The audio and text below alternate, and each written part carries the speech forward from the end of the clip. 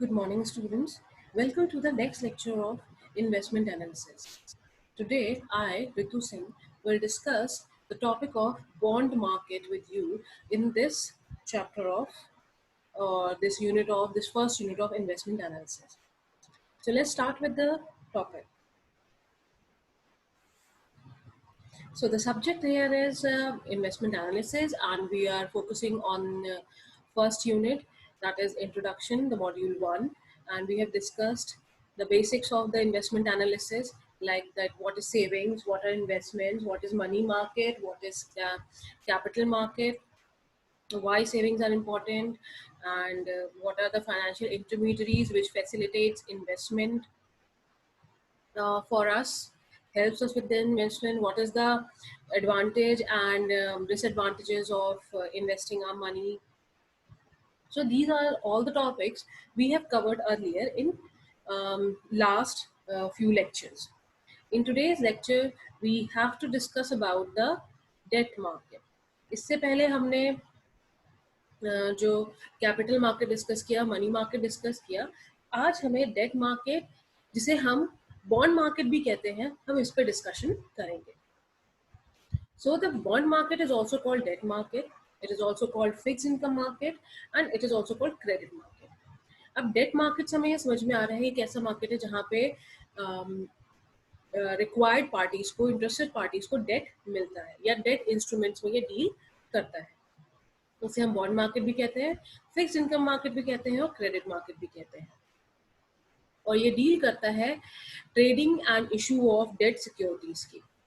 यहाँ पे governments typically जो होती हैं वो बॉन्ड्स इशू करती हैं अपनी कंपनी के लिए, इंफ्रास्ट्रक्चर इम्प्रूवमेंट के लिए, डेट डेट बॉन्ड्स या date funds. And this is a very good, or we can say a very successful and very useful और बहुत ज़्यादा यूज होने वाला मेथड है डेट सिक्योरिटीज का बाय गवर्नमेंट. गवर्नमेंट की जितनी भी कंपनीज हैं, गवर्नमेंट की जितनी भी पब्लिक ट्रेडिंग कंपनीज हैं, वो डेट इंस्ट्रूमेंट्स को यूज करती हैं. Publicly traded companies issue bonds when they need to finance business expansion projects or maintain their ongoing operations. What are the key points for the bond market, or you can say the debt market? The bond market broadly describes a marketplace where investors buy securities that are bought to the market by either governmental entities or publicly traded corporations. National governments generally use the proceeds from bonds to finance infrastructure improvement and pay their debts. Companies issue bonds to raise capital needed to maintain operations, grow their product lines, or open new locations. Debt instrument काफ़ी successful या काफ़ी मनपसंद option होता है किसी भी company का और गवर्नमेंट इंस्टीट्यूशंस का. डेट सिक्योरिटीज़ में जब हम डील करते हैं या डेट या बॉन्ड्स हम इशू करते हैं, डेट डिबेंचर्स इशू करते हैं मार्केट में, तो जब लोग या people when invest in bonds and debentures, तो इस केस में उनको एक सिक्योरिटी मिलती है कि उन्होंने जिस बॉन्ड में इन्वेस्टमेंट किया है उस पर उन्हें स्टिपुलेटेड रेट ऑफ इंटरेस्ट ज़रूर मिलेगा और कंपनी की भी ओनरशिप डाइल्यूट नहीं होती है. तो गवर्नमेंट सिक्योरिटीज में गवर्नमेंट की जो पीएसयूज कंपनी है, पब्लिक सर्विस यूनिट्स हैं, वहाँ पे डेट इंस्ट्रूमेंट्स, आपके बॉन्ड या बॉन्ड मार्केट के इंस्ट्रूमेंट बहुत ज़्यादा सक्सेसफुली यूज किए जाते हैं और मोस्टली वही प्रेफर किए जाते हैं. So bonds are either issued on primary market, which rolls out new debt, and on a secondary market, in which investors may purchase existing debt via brokers or other third parties. तो अगर कोई पहली बार कोई bond या debenture market में आ रहा है, वो प्राइमरी मार्केट के थ्रू आएगा, और वो जो सिक्योरिटीज हैं, जो बॉन्ड और डिबेंचर पेपर्स हैं, अगर वो सेकेंडरी मार्केट में सेल या बाय हो रहे हैं तो वो उसका पार्ट बन जाएंगे. अब बॉन्ड मार्केट को समझने के लिए हमें क्या करना है? It is broadly divided or segmented into different sections of primary and secondary market. Primary market में न्यूली इशूड बॉन्ड्स आते हैं और सेकेंडरी मार्केट्स में ट्रेडेड बॉन्ड्स आते हैं. तो ये डेफिनेशन तो हमें पहले ही समझ में आती है. अब सेकेंडरी मार्केट के बॉन्ड इश्यूज क्या हो सकते हैं? वो पेंशन फंड्स के फॉर्म में हो सकते हैं, लाइफ इंश्योरेंस पॉलिसीज के फॉर्म में हो सकते हैं. Now what is the use of this bond market? You have to understand that You're not supposed to invest so much in junk bonds, because they might even give you option of, or they might give you greed of higher returns, but will give you greater risk of default. तो जो bonds आपको higher returns देते हैं और पर उनका risk factor भी ज़्यादा होता है, तो उन्हें अक्सर जंक बॉन्ड भी कहा जाता है. So now let's move towards the bond markets, types of bond markets. Bond market में किस किस तरीके के इंस्ट्रूमेंट्स आ सकते हैं. तो इसमें सबसे पहले आपका कॉर्पोरेट बॉन्ड. कॉर्पोरेट बॉन्ड हम उसे कहते हैं जब कोई प्राइवेट कंपनी, प्राइवेट इंस्टीट्यूशन अपने बॉन्ड्स मार्केट में लेके जाता है तो हम उन्हें कॉर्पोरेट बॉन्ड्स बोलते हैं. The company issues corporate bonds to raise money for sundry of reasons such as financing current operation, expanding product lines, or opening up new manufacturing facilities. अगर कंपनी को लार्ज स्केल पे पैसा चाहिए होता है, capital चाहिए होती है नए प्रोजेक्ट में इन्वेस्ट करने के लिए, नई मैन्युफैक्चरिंग फैसिलिटी ओपन करने के लिए, तो उस केस में कंपनी अगर अपनी ओनरशिप को डाइल्यूट नहीं करना चाहती है तो वो इक्विटी की जगह लॉन्ग टर्म डेट इंस्ट्रूमेंट्स को मार्केट में इंट्रोड्यूस करती है उसकी, और उसका इंटरेस्ट रेट पे करती है हर साल अपने बॉन्ड होल्डर को. फिर आपके आते हैं गवर्नमेंट बॉन्ड्स. गवर्नमेंट बॉन्ड्स जो होते हैं, these are the national issued government bonds, जो कि गवर्नमेंट कंपनीज यानी कि हम कह सकते हैं पीएसयूज यानी कि हमारी महारत्न और नवरत्न कंपनीज होती है, वो अपने बॉन्ड मार्केट में लेके आती हैं अपने ऑपरेशंस को सक्सेसफुली ऑपरेट करने के लिए. फिर उसके बाद जो म्युनिसिपल बॉन्ड्स भी होते हैं, municipal bonds are bought by states and cities and for public utility districts in order to raise money to fund various projects which are useful and beneficial for the common people. एक municipality के अंदर या फिर हम कह सकते हैं government entity के अंदर, जहाँ पे आपका, जैसे अगर आप लखनऊ की बात करें या अपने एरिया की बात करें, तो हर जगह पे एक हाउसिंग बोर्ड होता है, एक इलेक्ट्रिसिटी बोर्ड होता है हर शहर का. वहाँ के ऑपरेशंस को अच्छे से चलाने के लिए, वहाँ के प्रोजेक्ट्स को फंड करने के लिए म्युनिसिपल बॉन्ड्स बनाए जाते हैं. फिर आपके होते हैं मॉर्टगेज बैक्ड बॉन्ड्स. तो ये आपके रियल एस्टेट पे डिपेंडेंट होते हैं. इसमें क्या होता है, it consist of pool mortgages on real estate properties are locked in by pledge of particular collateral assets and they are paid monthly, quarterly or semi-annually. तो मॉर्टगेज बॉन्ड्स आपके real estate से related हैं. अगर आप घर खरीद रहे हैं या फ्लैट में इन्वेस्ट कर रहे हैं तो उसके लिए आप मॉर्टगेज बॉन्ड्स ले सकते हैं और उस पर आपको प्रॉफिट हो सकता है. Then there is emerging market bonds. They are issued by the governments or companies located in emerging market economies. These bonds provide much growth opportunities but also greater risks than domestic or developed bonds. तो अगर हम बात करें, अगर हम अपने country की बात करें, हम इंडिया की बात करें, तो हमारे यहाँ एक इमर्जिंग मार्केट सेक्शन है e commerce.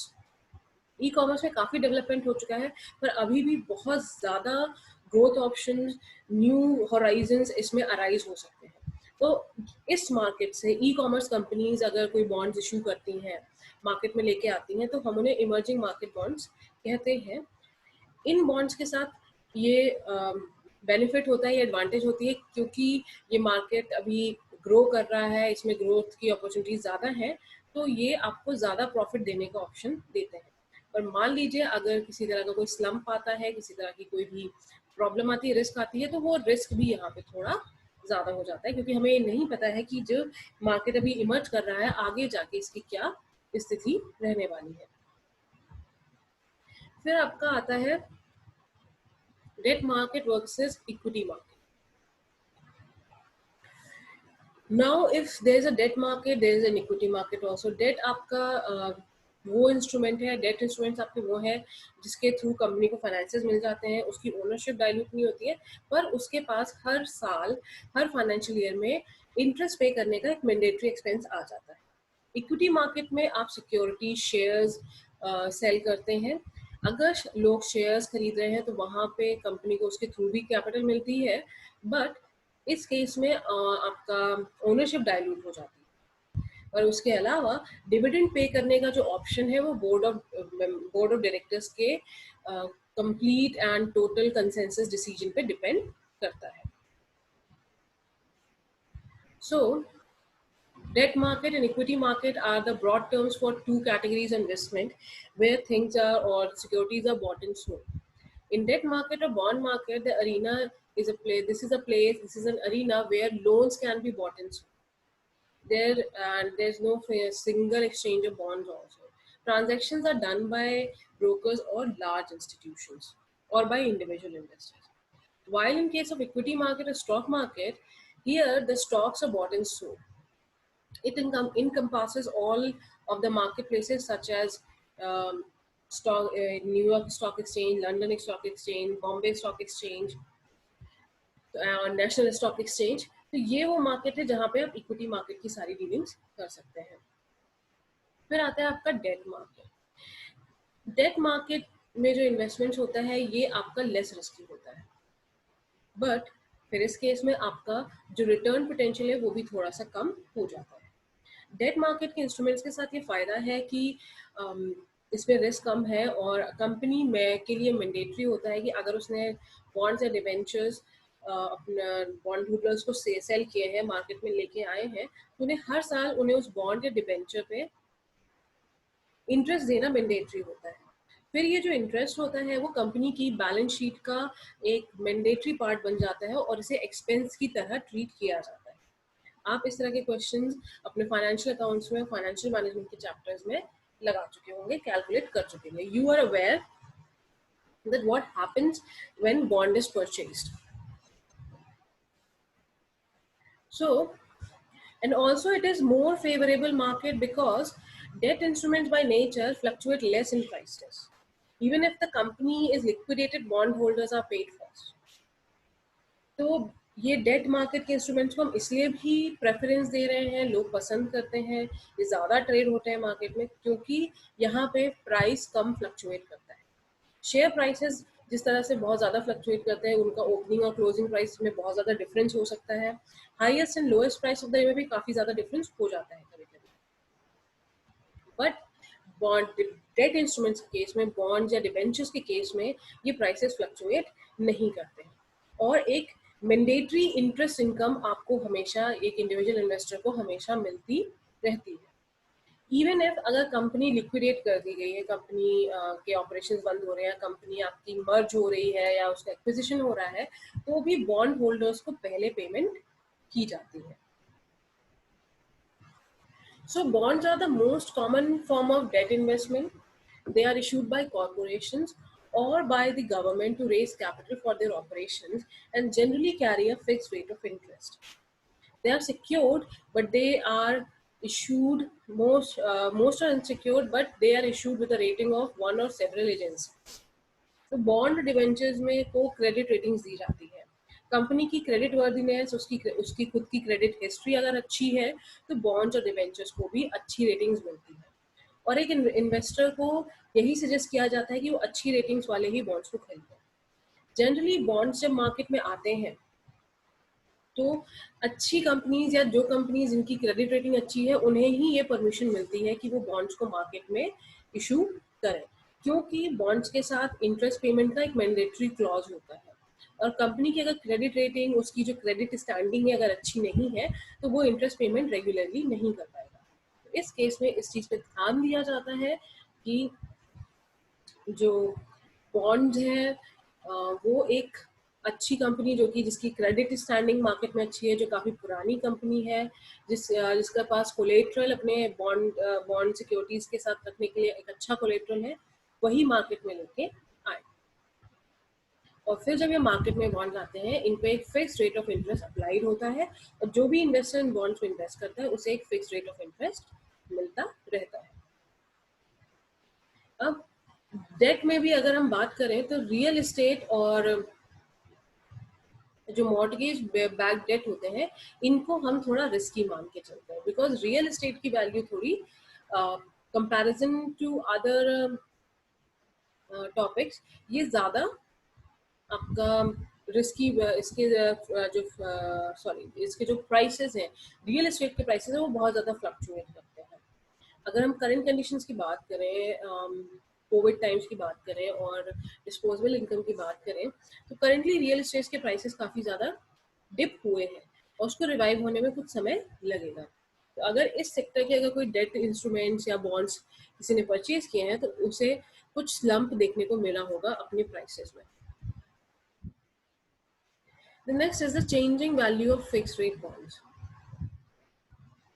It is reasonable to ask that why a fixed rate investment can change in value. If an individual investor buys a bond, it will pay a set amount of interest periodically until it matures, and so it can be redeemed at face value. However, the bond may be resold in the debt market and it is called secondary market. तो इससे पहले जब आपने last year third semester में financial management पढ़ा होगा तो उसमें आपने एक चैप्टर पढ़ा होगा valuation of securities and bonds.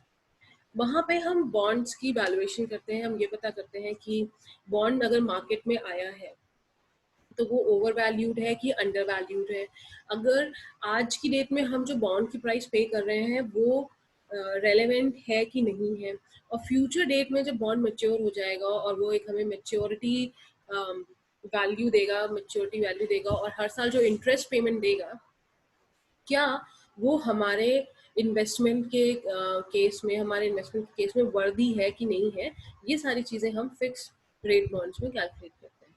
इसके न्यूमेरिकल्स हम आगे आगे आने वाली यूनिट्स, इन्वेस्टमेंट एनालिसिस की यूनिट्स में भी लगाएंगे. तो जब एक बॉन्ड होता है, बॉन्ड इशू होता है, एक इन्वेस्टर परचेज करता है, तो उसके बाद वो उस बॉन्ड पे हर साल एक इंटरेस्ट लेता है. उस इंटरेस्ट की कुछ कैलकुलेशन होती है, वो ये डिटरमाइन करता है कि बॉन्ड में जो वैल्यू लगाई गई है, जो इन्वेस्टमेंट किया गया है, वो सही है कि नहीं है. उसके अलावा एक मैच्योरिटी वैल्यू होती है कि बॉन्ड के मैच्योर होने पे बॉन्ड होल्डर को मिलेगी. अदर देन दैट, अगर कोई व्यक्ति मैच्योरिटी पीरियड से पहले अपने बॉन्ड्स को सेल करना चाहता है तो वो सेकेंडरी मार्केट में कर सकता है, और उस केस में यील्ड टू मैच्योरिटी या यील्ड टू कॉल का ऑप्शन लगा के उसकी वैल्यू कैलकुलेट की जाती है और उस रेट पे बॉन्ड को मार्केट में, सेकेंडरी मार्केट में सेल किया जाता है. So bond retain its face value at maturity. However, it might yield real or net profit to buyer changes constantly. तो जो लोग बॉन्ड की मैच्योरिटी से पहले अपने बॉन्ड को शेयर कर रहे हैं, जो ट्रेड कर रहे हैं, तो उनको एक नेट प्रॉफिट भी मिल सकता है. और इस यील्ड में अगर कोई लॉस हो रहा है तो वो इंटरेस्ट के रूप में ऑलरेडी पे हो चुका होता है. अब इन्वेस्टमेंट की वैल्यू इंक्रीज या डिक्रीज करती रहती है कांस्टेंट फ्लक्चुएशंस की वजह से, depending upon the newly issued bonds. Newly issued bonds पे क्या इंटरेस्ट रेट्स ऑफर किया जा रहा है. बट बॉन्ड के केस में या डिबेंचर्स के केस में ये फ्लक्चुएशन बहुत कम होते हैं. So if the interest rate of return on bond is higher than the going rate and the bond a reasonable time until maturity, the value may be at par or above the face value. तो bonds की जब हम rating करते हैं, जब bonds के हम prices decide करते हैं, तो उसमें हम 3 वैल्यूज करते हैं: at par, at premium and at standard, sub standard. At par मतलब कि जो उसकी एक्चुअल वैल्यू है हम उस पर वो दे रहे हैं. एट प्रीमियम का मतलब है कि हम उसकी एक्चुअल वैल्यू से उससे ज़्यादा दे रहे हैं, यानी कि बॉन्ड ओवर वैल्यू है. और एक होता है आपका एट डिस्काउंट, इस यानी कि, या फिर जिसको हम सब स्टैंडर्ड भी कह सकते हैं. एट डिस्काउंट की में क्या होता है कि बॉन्ड की वैल्यू उसकी एक्चुअल वैल्यू से कम है, यानी कि वो अंडर वैल्यूड है. So in secondary market the bond will sell at a discount to its face value और a premium to its face value. अब आपका आता है इक्विटी मार्केट. इक्विटी मार्केट क्या है आपका? इक्विटी मार्केट आपका शेयर स्टॉक्स को रिप्रेजेंट करता है. इक्विटी मार्केट में जो आप शेयर्स एंड स्टॉक्स को परचेज करते हैं तो वो आपको कंपनी में ओनरशिप राइट्स देते हैं, और फिर आपको हर साल उस पर कुछ डिविडेंड्स मिलते हैं. ये डिविडेंड डिपेंड करता है कि कंपनी को कितना प्रॉफिट हुआ है और बोर्ड ऑफ डायरेक्टर्स ने क्या डिसाइड किया है. अगर आप ऑर्डिनरी शेयर होल्डर हैं तो अगर कंपनी को लॉस हो रहा है तो आपका उसमें भी हिस्सा होगा. और अगर आप प्रेफरेंस शेयर होल्डर हैं तो जब कंपनी अगर लिक्विडेट हो रही है या उसके ऑपरेशन बंद किए जा रहे हैं तो सबसे पहले प्रेफरेंस शेयर होल्डर्स को पे किया जाता है. सो कंपनी अगर किसी तरह से लॉसेस में चल रही है तो जो इक्विटी शेयर होल्डर है उसको भी वो लॉस बियर करने पड़ेंगे. और अगर कंपनी बैंकरप्ट हो जाती है तो तब तो जो इक्विटी शेयर होल्डर है या जो ऑर्डिनरी शेयर होल्डर है उसकी पूरी पूरी स्टेक लॉस हो जाती है. तो हम ये कह सकते हैं equity market volatile in nature है in comparison to debt market is very much volatile in nature. इसमें जो प्राइस स्विंग्स हैं, जो प्राइस फ्लक्चुएशंस हैं, वो कभी कभी बहुत ज़्यादा हाई लेवल पे भी होते हैं। And this volatility is caused due to social, political, government, economic events. A large financial industry exists to research, analyze, and predict the direction of individual stock sectors, and equity market in general. The equity market is viewed as inherently risky while having the potential to deliver higher returns than another investment. तो अब क्योंकि equity market आपका volatile है, यहाँ पे fluctuations, price fluctuations बहुत ज़्यादा हो रहे हैं, तो इसे हम बहुत ही ज़्यादा रिस्की मार्केट भी कह सकते हैं। It is inherently risky, but this has potential to deliver higher returns also. अब हायर रिटर्न्स आपके तब मिलते हैं आपको जब आप इन्वेस्टमेंट कर रहे हैं शेयर मार्केट्स में। तो एक चीज़ आपको ध्यान रखनी है कि आप किसी अच्छी कंपनी में इन्वेस्ट करें जो कम से कम पिछले 10 से 20 सालों से मार्केट में है, उसकी क्रेडिट रेटिंग अच्छी है, उसका जो बिजनेस है, उसका जो मार्केट शेयर है वो अच्छा है। कई बार नई कंपनीज में, न्यूली फॉर्म कंपनीज में इन्वेस्टमेंट करने से पैसा अक्सर डूब भी जाता है, पर जो पुरानी कंपनीज है, वेल एस्टैब्लिश कंपनी है, अगर आप उनके शेयर्स परचेज करने जाएंगे तो अक्सर वो शेयर्स जो होते हैं वो बहुत ज़्यादा हाई प्राइस होते हैं और एक इंडिविजुअल इन्वेस्टर्स के लिए ज़रूरी बहुत ईजी नहीं होता और sometimes it's almost impossible to buy those shares. उस केस में इंडिविजुअल इन्वेस्टर्स मिल के म्यूचुअल फंड में इन्वेस्ट करते हैं और इन कंपनीज के शेयर खरीद पाते हैं। So what are the key points of equity shares? In equity markets, investors and traders buy and sells share of a stock or shares and equities. The stocks are stakes in a company, purchased to profit from company dividends or resale of a stock. Shares, अगर आपने किसी company के खरीदे हैं तो उस company के profit में भी आपका उतना ही हिस्सा है जितने के आपने शेयर खरीदे। और जब डेट मार्केट की बात आती है तो वहां पे डेट इंस्ट्रूमेंट्स, बॉन्ड्स या डिबेंचर्स में ट्रेडिंग की जाती है। Debt instruments are essential loans that yield payments of interest to their owners, and equities are inherently riskier than debt and have a greater potential for big gains or big losses. तो अब यहाँ पे आपको समझना है कि now you are a third year students, you have been studying financial management a long time, आपका main focus commerce का है। तो यहाँ पे आपको समझना होगा कि जब हम इन्वेस्टमेंट कर रहे हैं, now you are about to graduate with your degree, and if you are looking for new avenues for business, then you should also look for trading business. Debt and equity market में जो trading business है, ये काफ़ी अच्छा business हो सकता है और एक पर्सन या एक इंडिविजुअल जिसके पास अच्छी फाइनेंशियल नॉलेज है, उसके लिए डेट एंड इक्विटी मार्केट में ट्रेडिंग करना, उससे रिलेटेड बिजनेस करना एक काफ़ी बेनिफिशियल प्रोसेस हो सकता है। तो for your knowledge it is very important for you to understand कि what are the advantages and disadvantages of equity and debt market. Debt market और इक्विटी मार्केट एक दूसरे से रिलेटेड हैं, एक ही जगह पे काम कर रहे हैं। डेट और इक्विटी मार्केट में दोनों में आपका प्राइमरी और सेकेंडरी मार्केट का डिवीजन है। प्राइमरी मार्केट में चाहे वो डेट प्राइमरी मार्केट हो या इक्विटी का प्राइमरी मार्केट हो, न्यू इश्यूज या न्यू शेयर्स या न्यू बॉन्ड्स की सेलिंग होती है। अब इस मार्केट में आपको परचेजिंग करते समय ये ध्यान रखना है कि आप जिस कंपनी का शेयर या बॉन्ड या डिबेंचर परचेज कर रहे हैं वो एक वेल एस्टैब्लिश कंपनी है और प्रॉपर क्रेडिट रेटिंग के साथ अपने बॉन्ड्स, डिबेंचर्स और शेयर्स लेके आती है। इस केस में क्या होता है कि आपका जो रिस्क फैक्टर है वो थोड़ा कम हो जाता है।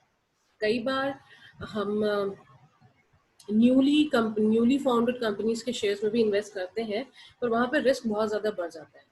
बट अगर वो कंपनी अपने मार्केट में अच्छे से ग्रो कर गई, उसने प्रॉफिट बना लिया, तो आपको जो ग्रोथ रिवॉर्ड्स हैं वो बहुत ज़्यादा मिलते हैं। So for example we can say that कि जो आपका हमारी कंपनी का या हमारी कंट्री का जो एक ई कॉमर्स सेक्टर है, एक बहुत ही अच्छा, सो मैनी अपॉर्चुनिटीज़ के साथ अभी भी एक बहुत ही ब्रॉड एरिया है। इसमें अभी भी बहुत ज़्यादा इम्प्रूवमेंट हो सकता है, कई सारे नए बिजनेस आ सकते हैं। तो इफ़ एज अ पर्सन और if as a probable next entrepreneur, you are invested or looking out on a new business, then you should invest in e-commerce business. And उसके अलावा जो ट्रेडिशनल प्लेसेस हैं, जो traditional industries हैं, आपकी automobile industry हो गई, आपकी आपकी टेक्सटाइल इंडस्ट्री हो गई, तो ये जो इंडस्ट्रीज हैं अब ये ट्रेडिशनल इंडस्ट्रीज हो चुकी हैं। और जो अगर हम कोविड-19 कंडीशन की बात करें तो इसमें काफ़ी ज़्यादा स्लम्प आया है। ऑटोमोबाइल इंडस्ट्री का जो आउटपुट है वो पॉजिटिव में है, पर बट जो उसकी सेल्स है वो इस समय नेगेटिव चल रही हैं, because there is no disposable income, no savings with any household to buy a new car. तो इस केस में क्या हो रहा है कि जो हमारी कंपनीज हैं ऑटोमोबाइल इंडस्ट्रीज की, वो जो मार्केट में शेयर्स ऑलरेडी सेल कर चुकी हैं और जो वो बॉन्ड्स ऑलरेडी शेयर कर चुकी हैं, उस पर जो उनको इंटरेस्ट और डिविडेंड्स देने हैं वो उसको कवर अप नहीं कर पा रही हैं। बट ये जो इंडस्ट्रीज है ये एक ऐसी इंडस्ट्रीज हैं जिसका इंसान को अच्छे समय में, या हम कह सकते हैं जब उसके पास एक फेवरेबल टाइम पीरियड होगा, फेवरेबल सेविंग्स होगी, तो वहाँ पे इन कंपनीज के रिवाइव होने पे अपनी खर्चे कर सकता है। तो अगर हम बॉन्ड इक्विटी मार्केट्स की बात करें, ट्रेडिशनल कंपनी जो करंट सिनारियो में थोड़ा स्लम्प में चल रही है, जो अच्छी नहीं चल रही है, जिनका जो प्रॉफिट है वो कम हो गया है, उसको आप ये कह सकते हो कि आपको उसे टाइम देना होगा। अभी आप जल्दी मत कीजिएगा अपने बॉन्ड्स और डिबेंचर्स को मार्केट में सेल करने की।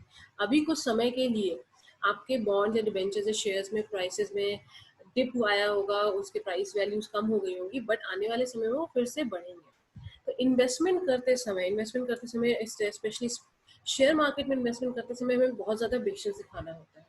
और शेयर मार्केट के चाहे किसी भी पोर्शन में आप इन्वेस्टमेंट कीजिए, चाहे प्राइमरी मार्केट में कीजिए, चाहे आप सेकेंडरी मार्केट में इन्वेस्टमेंट कीजिए, आपको इन एक पेशेंस लेवल दिखाना होता है और बहुत सोच समझ के ऐसी इंस्ट्रूमेंट्स में, ऐसी सिक्योरिटीज में पेमेंट करना होता है, इन्वेस्टमेंट करना होता है कि वो आपको अच्छा प्रॉफिट दे सके।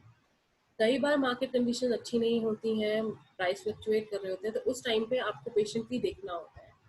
इसीलिए मार्केट में म्यूचुअल फंड कंपनीज आ गई हैं जो कि पोर्टफोलियो सिस्टम पे चलती हैं और डेट एंड इक्विटी मार्केट के इंस्ट्रूमेंट्स को का मिक्सचर बना के वो अपना पोर्टफोलियो क्रिएट करती हैं, और जिसकी वजह से रिस्क आपका स्प्रेड हो जाता है और कम हो जाता है कई सारे इन्वेस्टर्स में और कई सारी सिक्योरिटीज के बीच में। म्यूचुअल फंड कंपनीज का जो पोर्टफोलियो होता है जिसमें वो इन्वेस्टमेंट करती है, उसमें कुछ high price shares and stocks भी होते हैं, हाई प्राइस टेस्ट इंस्ट्रूमेंट्स होते हैं जिनकी रेटिंग अच्छी है, जिस पे आपको रिटर्न अच्छा मिलेगा। फिर उसके बाद उस पोर्टफोलियो में, उस बास्केट में कुछ आपकी न्यू कंपनीज के शेयर्स भी होंगे, न्यू इमर्जिंग मार्केट कंपनीज के भी शेयर होंगे, क्योंकि वो ये देखना चाह रही है कि अगर ये ग्रोइंग मार्केट है, इमर्जिंग मार्केट है, तो इसमें कितना पोटेंशियल है। तो उस केस में जो आपका इन्वेस्टमेंट है वो सेफ रहता है। तो जो अगर हम इन्वेस्टमेंट की बात करें तो even if you are not going to mutual fund companies, अगर आप खुद से इन्वेस्टमेंट करना चाहते हैं, अगर आप एक इंडिविजुअल इन्वेस्टर हैं, तो भी आपको ये ध्यान रखना है कि you don't have to put all your eggs in one basket. You have to divide them. You have to spend your money, you have to spend your investment in different avenues. आप कुछ high risk की securities भी purchase कीजिए और कुछ low risk securities भी purchase कीजिए। High return and low return securities में भी इन्वेस्टमेंट कीजिए, सो दैट आपका जो रिस्क है वो उन सभी के बीच में डिवाइड हो सके और आपको एक प्रॉफिट हमेशा कुछ ना कुछ जनरेट होता है। अगर आप सारे अपना पूरा इन्वेस्टमेंट सिर्फ एक ही सेक्टर पे लगा देंगे तो आपका प्रॉफिट भी हो सकता है, उस सेक्टर के अच्छे ग्रो करने पे आपका प्रॉफिट भी बहुत अच्छा हो सकता है, बट अगर उस सेक्टर में किसी भी तरह की अनफेवरेबल सिचुएशन आती है तो आपका प्रॉफिट भी फिर ज़्यादा ही होगा। So at the time of investment, is it very important that you look at all the avenues where you can invest your money. So this was all about the debt and equity market for this lecture. I hope you understood all the topics. And if you have any questions or any query, you can go to Google classroom, आप वहाँ पे अपने question post कर सकते हैं। आप Gmail ID पे, मेरी इंस्टीट्यूशनल जीमेल आईडी पे भी क्वेश्चंस पोस्ट कर सकते हैं, सेंड कर सकते हैं, and I will try to answer your questions as soon as possible. So thank you so much, students, listening to me very patiently, and have a nice day ahead, and see you soon for your next lecture of investment analysis. Thank you, students.